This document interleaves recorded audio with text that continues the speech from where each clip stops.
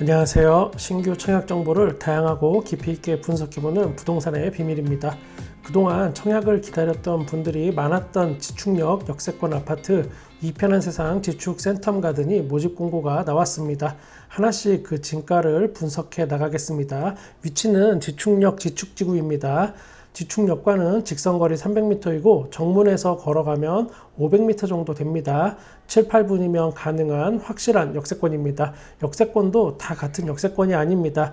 지축역은 3호선입니다. 경전철이나 메인 노선으로 가기 위한 지선이 있는 역하고는 그 가치가 다릅니다. 지축역에서 종로 3가까지는 22분, 강남 고속터미널까지는 41분입니다. 여기에 두 정거장만 더 가면 바로 연신내역입니다. 연신내역으로는 GTX가 들어옵니다. GTX A라인이 2024년 예정이니까 입주하고 나면 2년 정도 지나서 GTX 타고 강남 삼성역까지 눈 깜짝할 사이에 갈 수 있습니다. 저도 서울에서 부동산을 운영하고 있지만 역세권도 그 레벨이 다 다릅니다. 학군 한번 보겠습니다. 바로 주변에 초, 중, 고등학교가 다 있습니다. 지축 2초등학교는 23년 9월 개교니까 이거 꼭 참고하시기 바랍니다. 입주한 후에 좀 지나서 개교를 하는 겁니다.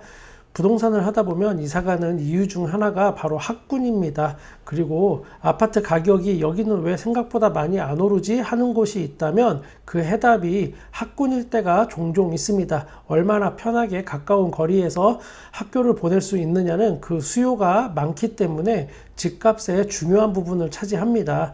이편한 세상 지축 센텀 가든은 그 부분이 깔끔하게 해소됐습니다. 주변 편의시설은 삼성역에 가면 스타필드, 이마트 트레이더스, 하나로마트가 다 있고 은평 뉴타운 쪽에도 롯데몰, 가톨릭대학병원 등 지축지구 바로 옆에 모든 것들이 다 있습니다. 그리고 멀지 않은 곳에 창릉 신도시가 개발이 되면 이곳의 상권도 같이 이용하기 좋습니다. 약 10수년 전에는 지축이나 삼성이 사실 크게 인정받지 못하는 지역이었는데 세상 일은 정말 아무도 모르는 것 같습니다. 대학 때 CC였던 미영인의 아빠가 지축에 땅이 좀 있었는데 잘 지내고 단지 분석 들어가겠습니다. 총 331세대로 세대수는 살짝 약합니다. 이 중에 일반 분양이 278세대이고 모두 국민평형인 84제곱미터로만 구성이 됐습니다. 3개 동으로 구성이 됐고 지하는 1층입니다. 그런데 주차 대수가 435대입니다. 이게 왜 중요하냐? 그만큼 단지가 빽빽하게 구성되지 않았다는 뜻이 됩니다. 보통 재개발, 재건축이면 이 정도면 지하 2층까지는 파야 주차 대수가 나왔을 겁니다. 아파트 이외에 녹지와 편의시설이 넉넉하게 배치되면서 단지 컨디션이 좋습니다. 이 말은 조망권, 일조권이 전체적으로 다 좋다는 이야기로도 해석이 됩니다. 주출입구는 이쪽이 되겠고 단지는 전체적으로 남동향과 남서향으로 향합니다. 84 A타입 모두 남서향으로 구성이 됐습니다. 그리고 앞이 막힌 곳이 거의 없습니다. 남의 집 뒤통수 바라보고 살 일이 없다는 소리입니다. 84 B타입 모두 남동향입니다. 역시나 조망권과 일조권이 잘 확보되어 있습니다. 101동 3호 라인 저층이면 혹시 여기 커뮤니티 센터에 걸리지 않을까 생각했는데 커뮤니티 센터도 1층인 걸로 파악이 돼서 이 부분도 큰 문제는 없어 보입니다. 84 C타입 남동향과 남서향이 섞여 있습니다. C타입도 조망권과 일조권에 큰 문제가 없어 보입니다만 AB 타입에 비해서는 살짝 아래로 보입니다. 세대수가 많지 않은 단지지만 피트니스, 그리고 스크린 골프 연습장, 독서실, 실내 놀이터 등 커뮤니티 시설이 잘 갖춰진 장점이 있습니다. 있을 건 다 있다는 얘기입니다. 단지 옆으로 창릉천의 지류가 흐릅니다. 그런데 이 창릉천 지류의 넓이는 좀 좁은 편입니다. 실제로 보면 약간 실망할 수 있는 수준입니다. 그러나 앞으로 어떤 식으로 개천이 정비되느냐에 따라서 또 달라질 수 있는 얘기입니다. 그럼 가장 중요한 분양가 한번 알아보겠습니다. 아무리 좋은 위치에 청약이 당첨이 돼도 그게 고분양가라면 큰 의미는 없습니다. 그냥 위치 좋은 아파트지 나한테 좋은 아파트는 아닐 수 있습니다.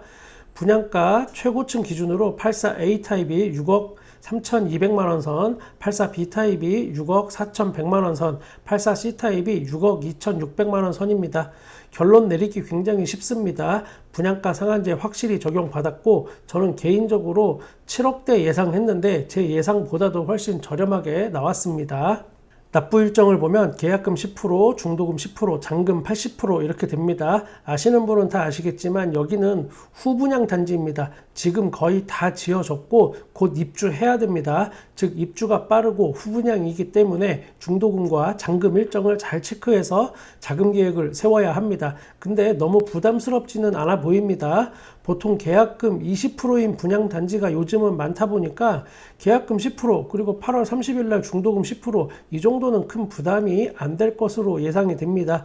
6억 2천만 원에 만약에 청약이 당첨되셨다면 계약할 때 6,200만 원, 한 달 후에 6,200만 원 이렇게 준비하시면 됩니다. 그런데 중도금 대출이 안 되는 점 있습니다. 잔압으로 1억 2천만 원 정도는 준비하고 계셔야 됩니다. 현금이 필요하다는 얘기입니다. 잔금은 대출 받고 살던 집에 보증금 빼고 부족하면 부모님께 도움 청하고 어찌어찌 해결할 수 있습니다. 이번엔 제일 궁금한 부분 중에 하나인 평면도 분석해 보겠습니다. 84 A타입 4베이 판상형입니다. 거실과 안방, 작은 방 모두가 남서향을 바라보고 모든 방이 조망권이 좋습니다. 주방과 거실의 마통풍이 가능하고 주방은 일자 주방의 아일랜드 식탁 구조입니다. 이곳이 냉장고 위치로 파악이 됩니다. 현관 팬트리가 크게 있습니다. 현관 팬트리를 크게 뽑는 대신에 요즘 유행하는 알파룸은 여기에 없습니다. 알파룸도 장단점이 다 있는데 알파룸이 없는 대신 여기 주방과 거실의 넓이가 이렇게 같습니다. 이러면 이 공간이 활용도가 좋고 전체적으로 집이 커 보이는 효과가 있습니다. 드레스룸과 파우더룸이 안방에 있고 드레스룸에 창문도 있습니다. 드레스룸에서 곰팡이와의 전쟁을 겪어보신 분이라면 창문의 중요성 인지하실 겁니다. 또 하나 특징은 실외기와 하향식 피난구가 팬트리 요 뒤쪽에 있습니다.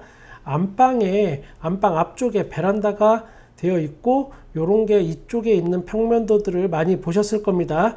이러면 안방에서 누워서 이렇게 침대에 누워서 베란다를 거치지 않고 직접적으로 멋진 야경을 감상하는 와이프의 발 마사지를 제가 해줄 수 84 B타입 역시 4베이 판상형입니다. 주방과 거실의 마통풍이 역시나 가능하고 모두 남동향입니다. 주방 구조는 A타입과 다르게 디귿자 구조입니다. 현관 팬트리 역시 넓게 빠졌고 드레스룸, 파우더룸 모두 널찍합니다. 역시나 실외기실과 발코니는 주방 뒤쪽으로 길게 뽑았습니다. 침실 쪽에 실외기가 있는 건 싫어하는 거는 제 개인적인 취향이니까 이건 또 사람마다 또 다를 수도 있습니다. 84 C타입 타워형입니다. 드레스룸과 파우더룸은 있는데 좀 상대적으로 A, B 타입보다는 작고 창문이 없습니다. 현관의 팬트리도 좀 작아 보입니다. AB 타입의 절반 수준 정도 보입니다. 욕실 배치 이렇게 모아서 하다 보니까 침실 3을 굉장히 넓게 사용할 수 있는 구조가 됐습니다. 워낙 AB 타입이 잘 빠지다 보니까 상대적으로 이게 조금 아쉬울 뿐이지 전형적인 타워형 구조 맞습니다. 역시나 실외기실은 한쪽으로 잘 빼놨습니다. 타워형이라서 안방과 거실이 남동향이 된다면 침실 2, 3은 북동향이 됩니다. 아무래도 작은 방이 해가 많이 들지는 않겠습니다. 여기는 지역 우선 공급이 있습니다. 고양시 1년 이상 거주자에게 30%를 우선 공급합니다. 그리고 여기에서 낙첨된 분들과 경기도 6개월 이상 거주자에게 20%또 우선 공급하고 또 여기에서 낙첨된 분들 모아서 서울과 인천 기타 수도권 거주자에게 50%의 물량을 배정합니다. 행정구역은 고양시지만 이곳은 사실상 서울 생활권이라고 봐야 하는 곳입니다. 제한사항 있습니다. 전매 제한 8년, 거주 의무 5년, 재당첨 제한 10년입니다. 전매 제한과 거주 의무 왜 이렇게 세지? 이렇게 생각하시는 분 있을 겁니다. 제가 다른 영상에서도 누차 강조드렸지만 전매 제한과 거주 의무 제한이 세다면 그게 바로 좋은 아파트입니다. 그만큼 상대적으로 주변 시세 대비해서 저렴하다는 이야기입니다. 전매금지 8년의 기준은 입주자로 선정된 날, 그러니까 당첨자 발표일 22년 7월 1일부터 기산을 해서 8년입니다. 잔금이나 입주해서부터가 아닙니다. 거주 의무는 최초 입주 가능일로부터 5년 동안 연속해서 거주해야 합니다. 2년 살다가 전세 주고 나중에 다시 와서 3년 살고 이렇게 해서 5년 채우는 거 안 됩니다. 처음부터 전세를 줄 수도 없습니다. 이런 부분은 분양가 상한제 손본다고 하는데 아직 발표가 안 됐습니다. 확정도 아니고 여기는 그런 해당 사항 없습니다. 발코니 확장비 저렴합니다. 이 정도면 무난한 겁니다. 어디 보니까 분양가 낮게 측정하려고 발코니 확장비를 뒤통수를 제대로 치는 곳이 있는데 여긴 깔끔합니다. 옵션 비용도 저렴해 보입니다. 이 금액에 시스템 에어컨 4대 한다면 저는 나쁘지 않다고 생각합니다. 여기서 잠깐, 세상에 다 좋은 것만 있을 수는 없습니다. 꼭 알고 가셔야 하는 주의사항입니다.